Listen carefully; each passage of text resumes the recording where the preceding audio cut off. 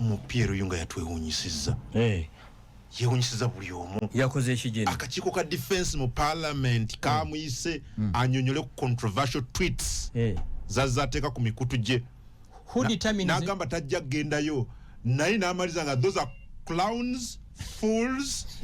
He can't appear before them. Kubanga abamanyi basiba wa kitaawe. Ani asalawo that this is a controversial tweet. Mwe moral judges abasalawo nti ene controversial. Owulira amawanga nga Kenya. Ani asalawo nga gavayo kwemulugunya. Nkubuuziza Sudan never who decides what constitutes a controversial tweet? Kinziramu.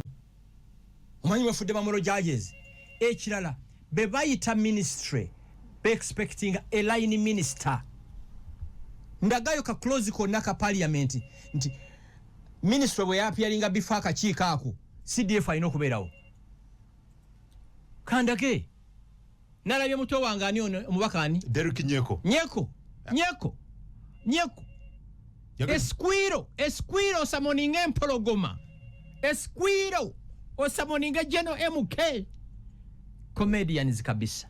Bolimba kwa parliament. So what? Ali kachiiko ka parliament. So what? Esquiro osamoninga empologoma.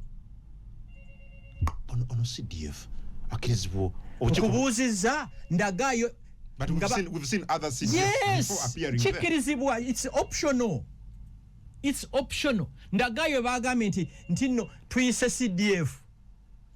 Baise a line minister ate kirungi office ya CDF yabadde represented. Office of the CDF, the deputy CDF yabaddewo. Yabaddewo. Ategera ndo. Twagala olinga omuntu. Ngani amuyita? Derek Nyeko ne ba member ba committee abala. Akawaka siruka bogolera enjovu. Omanye enjovu bwe tabeerawo. Obusolo bwonna bujegezaamu werinnye. Osamaningani mhozi kaine rugaba. Omanyi mhozi kaine rugaba gwe. Mwe mhozi muwulire. Nenjagala obeereko naye. Rujeka kasa muhozi kaine rugaba. Muwulire. Hey. Are you just firing a big clown? Yes. Fools. Yes. Mu parliament yomo mulimu ababaka nga 15 abaqualifying to be MPs. Abamuswano bakumenyerako wano. Abaqualifying.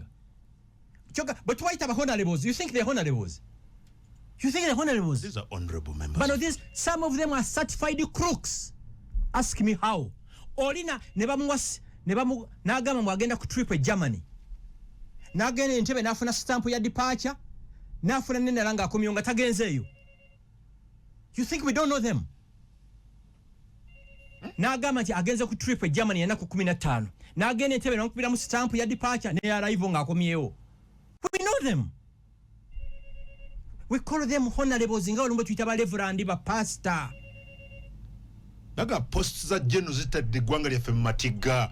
Bowulire ekiwandiiko kya Sudan n'owulira the other day Museveni yetondera Kenya n'owulira agenda kusalako Bobi Wine omutwe n'owulira kati ekisooka muhozi yabagamba nti atwala tweets ze seriously yaba akubalwalirwe kati goloza babitegeeza nti agenda kusalako omuntu obulago abatabitegeeza abaye kubira lwalirwe tebabadde bagala abannyonnyole ndi mbansaaga mu busaazi bamunoonye gwe ulira Nalongo bwava mu loogi nga awonyera embeera atoyingira loogi njidda Nalongo eyazaala abalongo bwava mu loogi nga awonyera virgin toyingira loogi mumanyi mwoze kandi rugaba mbwe njala tugendeko naawe naye omulabe okay wali obusikwiro obu sikwire samoninga empologoma Tichibanga ono ani ono mvuka yani omubaka oyo Honorable Derek Nyeko atuba nzerwa kubanti amateeka much in the east parliament waliwe teeka erijikizo kusamoninga ontegera no nange basobola eyo nsobola ogenda nenye konza mpita nze obanze nyeko tasobola kumpita anti ne bamba bakachiko bakiriziganyiza naye nti banne babafumula bagenda okujja nga bakomyewo naye nze nkugambye will General Muhoozi go there because chewunyisa yagambye bamugambye ajedi lero sawa 3 owulizayo na ye kyensembye okuwulira badde nyo nombaka nyiko nga sinna jewano ndi bafunye communication okuva minister ndero cabinet bajja kuba tebajja kusobola nencha bajja kugendayo abashi Muhoozi atula mu cabinet ate ne minister ino okugirako olabanze mbaka tansa morning yenze Haji Aruno omusomi w'edduwa asangiwe Bulumagi ku luguudo lw'Ejjinja nkola ku bintu ebyenjawulo ng'emuli endwadde zitawaanya abantu aba bulijjo nkola ku abo bonna abalina ebizibu mu mukwano bw'oba olina ebizibu mu mukwano jangu gyendi neeyonera nsobole okumalira ensonga nkola ku mikisa egy'emirimu nkola ku abo abaagala okugenda ebweru buntu nk'okozesebwa amajiini okozesebwa saitran ebyo byonna mbikolako osobola okukozesa ennamba z'olaba ku screen oba okuweereza obubaka mu kabineti ya Yoweri Museveni mulimu baminisita nga 10 benkubira salute tuna minisita kinana mu babiri balinga nga 10 82 ministers cabinet ya Uganda balinga nga 10 gwenyimirira nti oyo minister lwaki I know them nagana nabano ba general nabo mbamanyi n'abakulira police nabo mbamanyi olinga nti yes jambo sa we know them Museveni sorry wondi muhoziti yayogera ko lumunti buno bu minister busibe wakitange nga bwegayirira abulaba Mose kene ukaba ojoko mukole ki Muganda wange sebo assalamu alaykum alaykum salam rahmatullahi wa barakatuh ulamusiza ko nyesebo wekitiibwa muganda wange mukama waffe sebo Mr.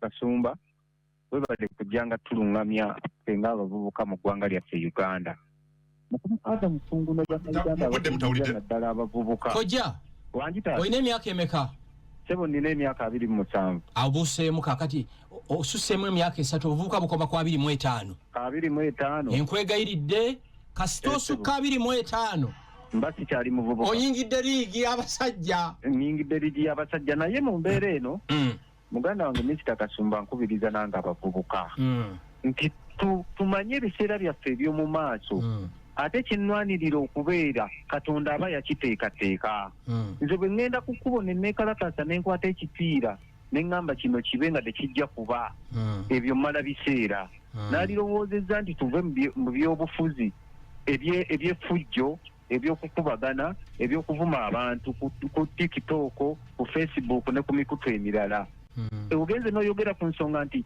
omusajja oli ali mu kkomera oli ali mu kivulu Dubai nze ndi eno nimulindiridde ate nekalakase naye nga ku 10 kyagenda okujja eri sirinaako percentage lwadde akawunga kengenda okulya okuweereza abewaffe emawokota tubeera mu maziga tubeera mu kukaaba sebo mukulu Adam Fungono munywanyi wo yinginiya Sesanga nga buli good webale engineer ne nsaba tubite mu bufunze bambi nenga webale hello oyo muhonzi kageza n'agenda mu kakiiko ako yakunga omutwalo gw'abantu tulumbe twekalakasi kakiiko ako kanaaba katudde osalongololensi atende na mutama hello muganda wange sebo webale okweza bannayuganda tuli ku radio 4 ddala kwendi ku mukutu gaggadde nkulu Kasumba mulamusiza era kirungi nnyo okuwa abantu abakuba naye ekitiibwa sebo onogako ne Beni nga alina ekisonga okusookera ddala bannaye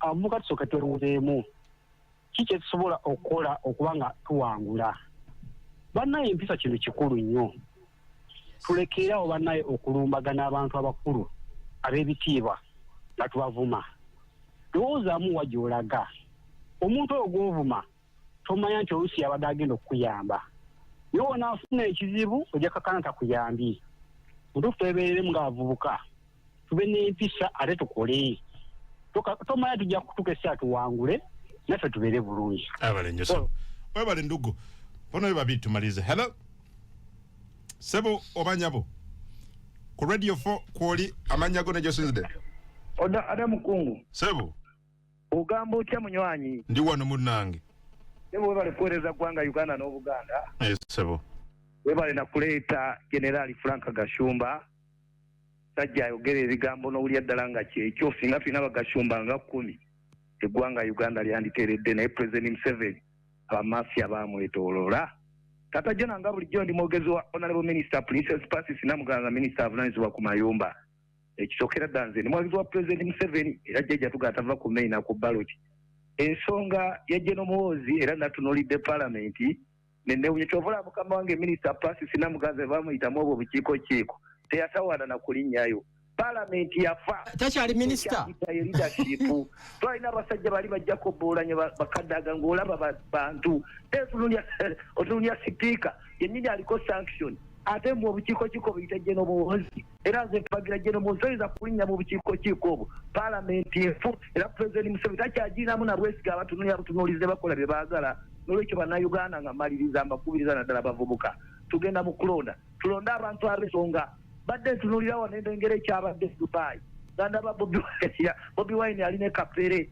bebagamba bagenda kyusa eggwanga lino Dr. Besigye ali mukomera oli ali mbivulu President Museveni fuge eggwanga lino singa Katonda ayamba emyaka nga 10 maaso olifuge ye n'omuwozi afuge emyaka 5 masibo webale kugoberera abamu kubasinso baka briefly in a minute kubanga namwe thank you Adam for hosting my mentor Tom Wananda webale Radio 4 mwebale kubereza ambassador wa Big Talent Pato tuliko tuwuliriza ne mchala wange Esther hi Adam thanks for the show. I am Isaac Bedwa Bujenje Masindi. Nice show.